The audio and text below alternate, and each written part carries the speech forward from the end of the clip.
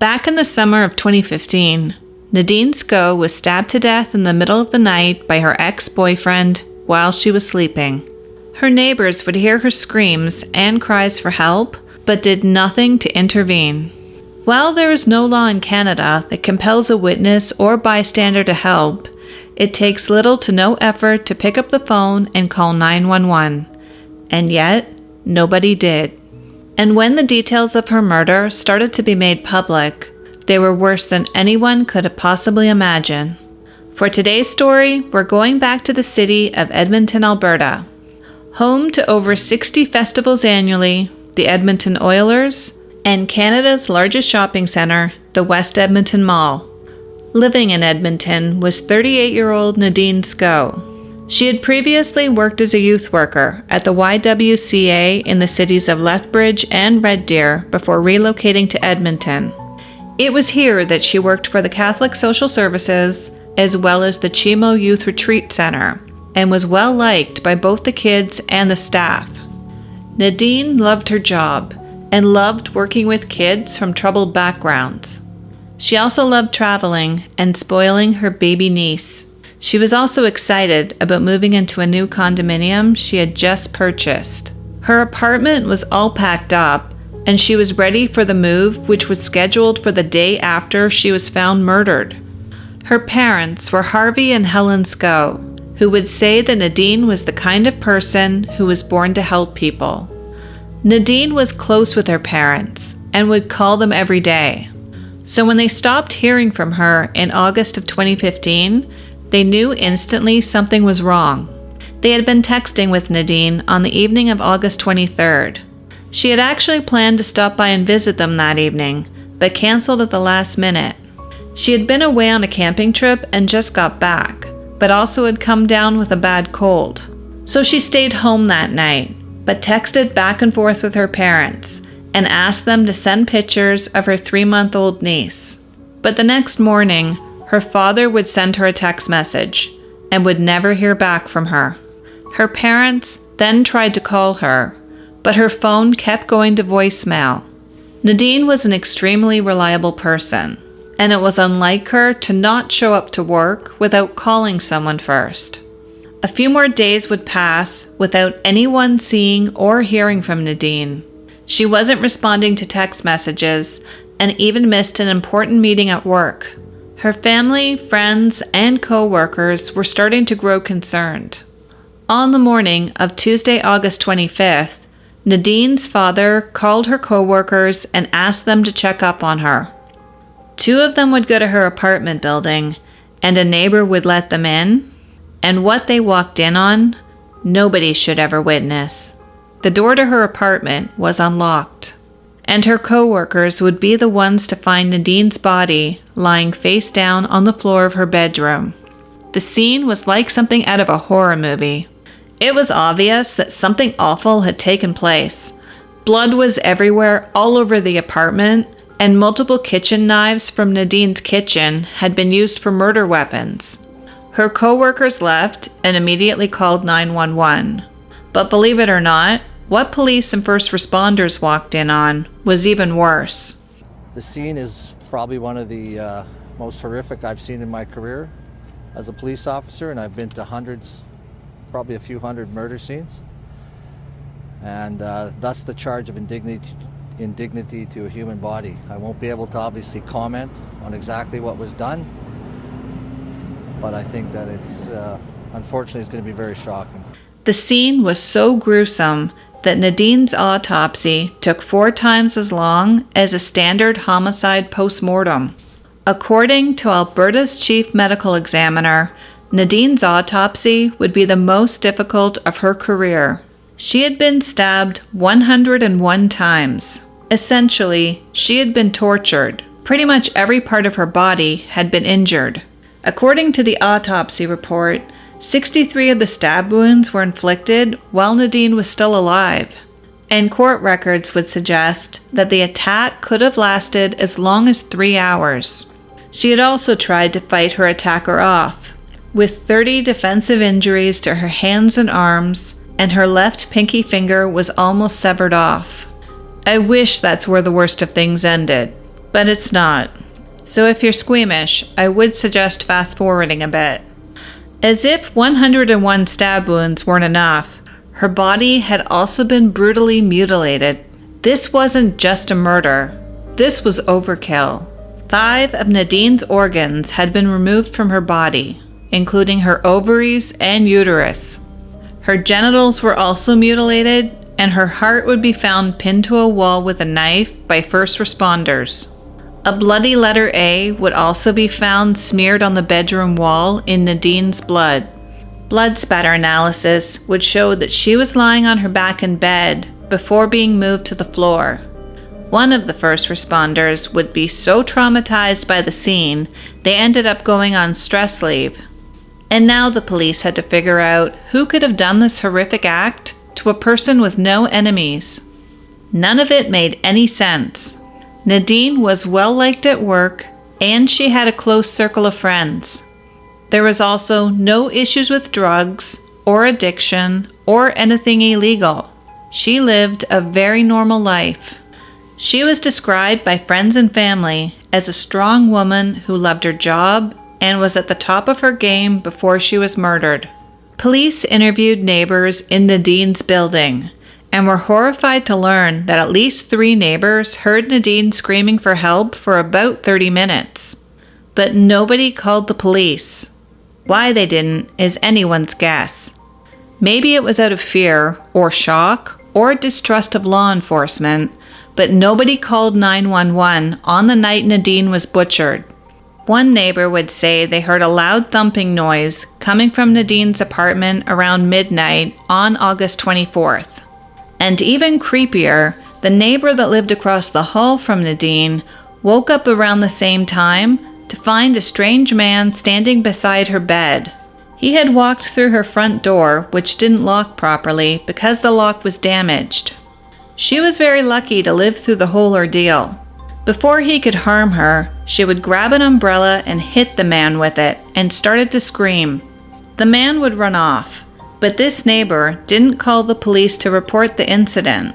In hindsight, this would be a mistake, because this man walked down the hall and entered Nadine's apartment.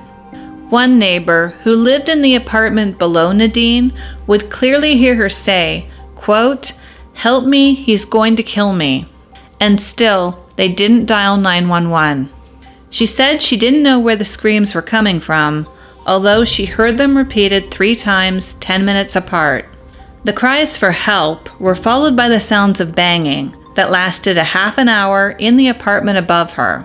And the neighbor who lived across the hall, the one who had the encounter with the stranger standing over her bed, would even walk over and put her ear up against Nadine's door and said she heard sounds similar to a whining. And then she went back to her place as if nothing ever happened. Police would later say that sadly, this wasn't unusual for this building. It wasn't in the greatest area of town, and tenants became used to the high crime in the area.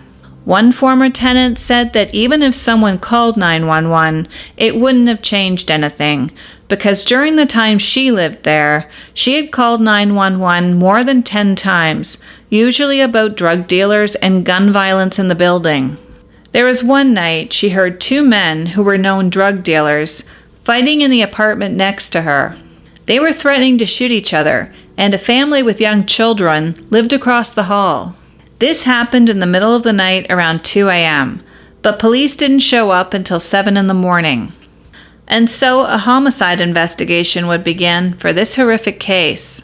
Fortunately, law enforcement wouldn't have to wait very long before arresting a suspect.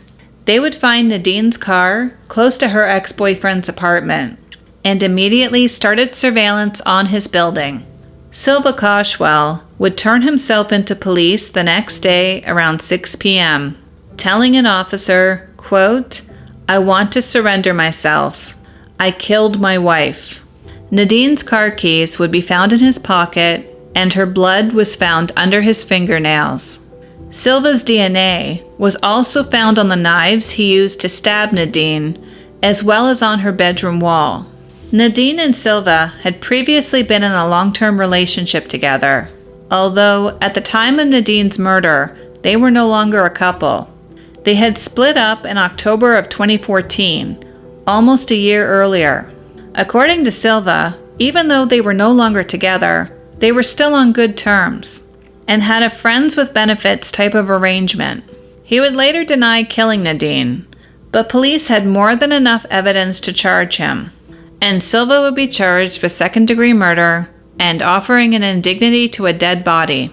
But other than his brief statement to police, Silva wasn't talking, and friends and co-workers of Nadine were struggling to make sense as to why he did this.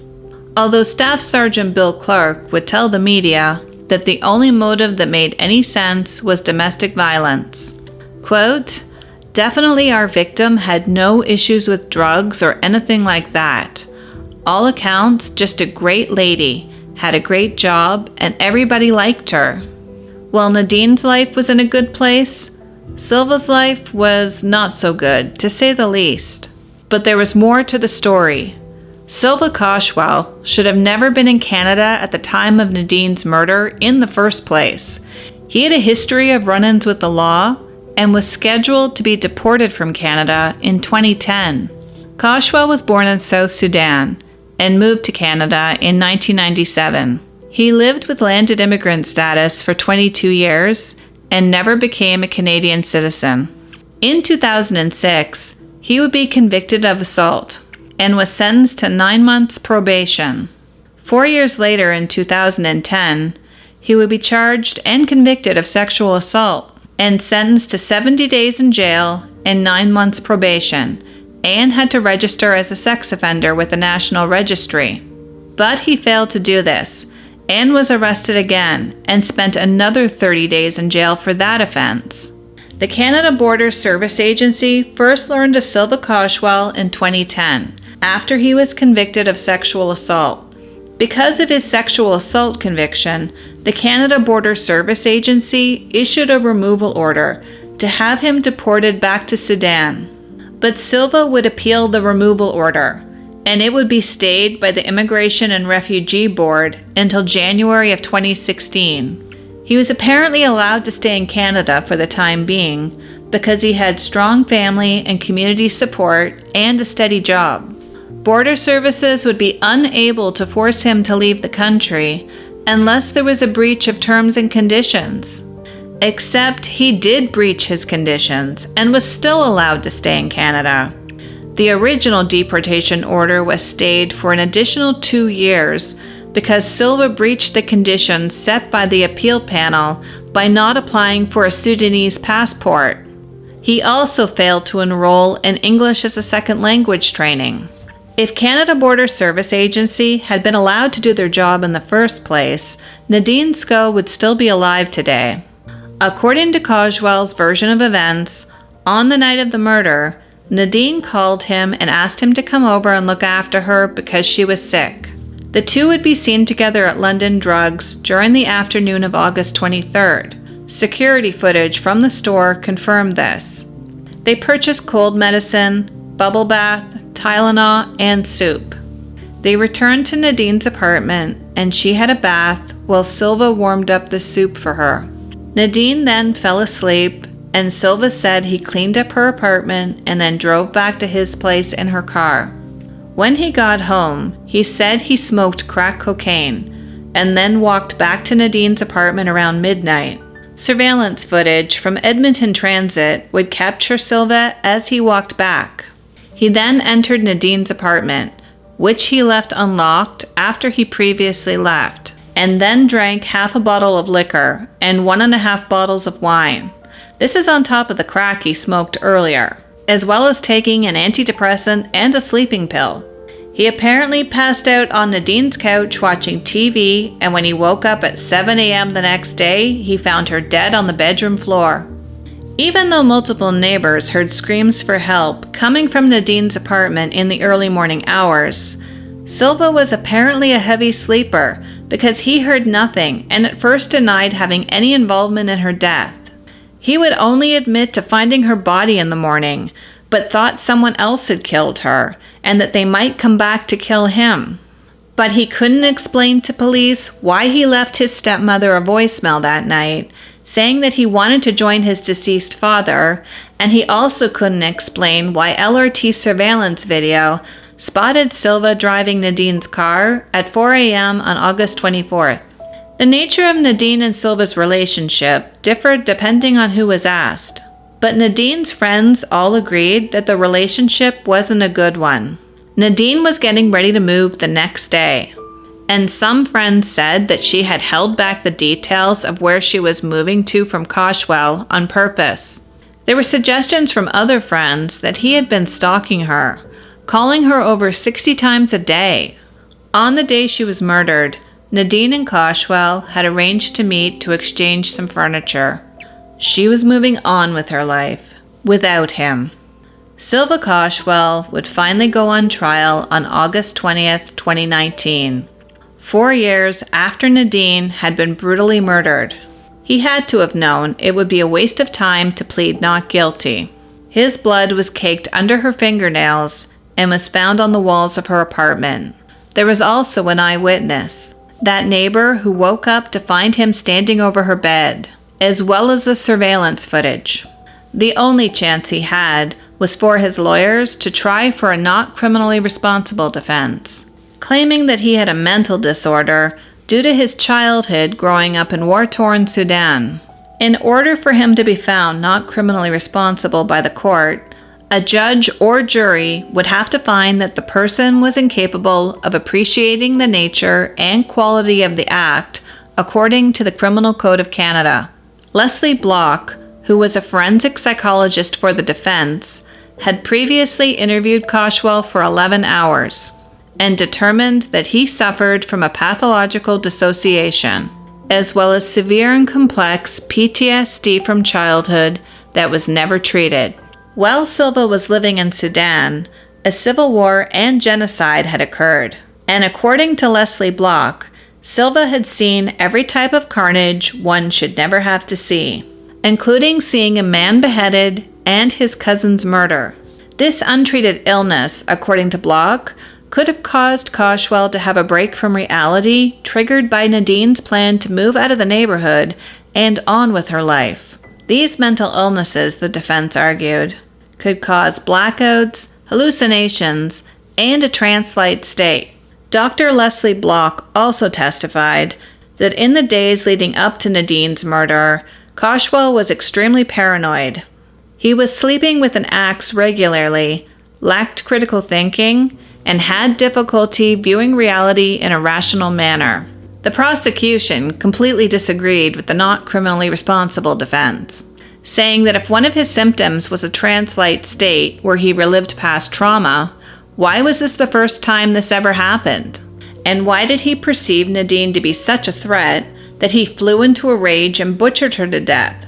The prosecution would call their own expert witness, forensic psychologist Dr. Robert Brown, whose opinion was very different from Dr. Leslie Block's. Dr. Brown interviewed Koshwal at Alberta Hospital 8 times over the course of a month. His conclusion was that Silva Koshwal had a major depressive disorder as well as an alcohol addiction and some PTSD. But it was also pointed out that Koshwal's crack and alcohol use before Nadine's murder played a huge role. And voluntary intoxication is not considered a mental disorder under Canadian law. Quote, in the author's opinion, his use of alcohol and cocaine would have affected his mental state at the time of the alleged offenses. Dr. Brown also suggested that Koshwal was motivated to not just murder Nadine Skow, but to degrade and desecrate her body. The multiple knives used, the blood on the wall, the overkill, and the mutilation were all deliberate acts that suggested that Koshwal knew exactly what he was doing.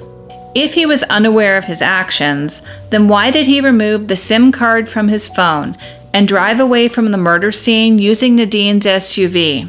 And now the case was left up to the judge to decide Koshwal's fate. Justice Sterling Sanderman would find Silva Koshwal guilty of second-degree murder and criminally responsible for the murder of Nadine Skow, which was a huge relief to Nadine's friends and family who were in court that day, A second-degree murder conviction in Canada carries an automatic life sentence. And when deciding parole ineligibility, Justice Sanderman first acknowledged the horrific nature of the murder, saying, quote, "It was a severe degradation of another human being, and grotesque and horrifying from start to finish," and also said the brutality of the murder was an aggravating factor in his sentencing decision. Silva Koshwal would be sentenced to life in prison, with the possibility of parole after serving 18 years. It was August 2015 when Nadine Skow's ex-boyfriend, 42-year-old Silva Koshwal, went into her downtown apartment and stabbed her 101 times. Court heard the scene was so disturbing, first responders had to take leaves to process what they saw. Lawyers are humans too, and it's certainly been difficult. It was a brutal, horrific crime. 16 victim impact statements described 38-year-old Skow as a cherished daughter, valued friend, and remarkable aunt. We love her, we miss her. Koshwal turned himself into police a day later and admitted to the crime. His lawyer argued his client was not criminally responsible because of mental health issues, but the judge disagreed.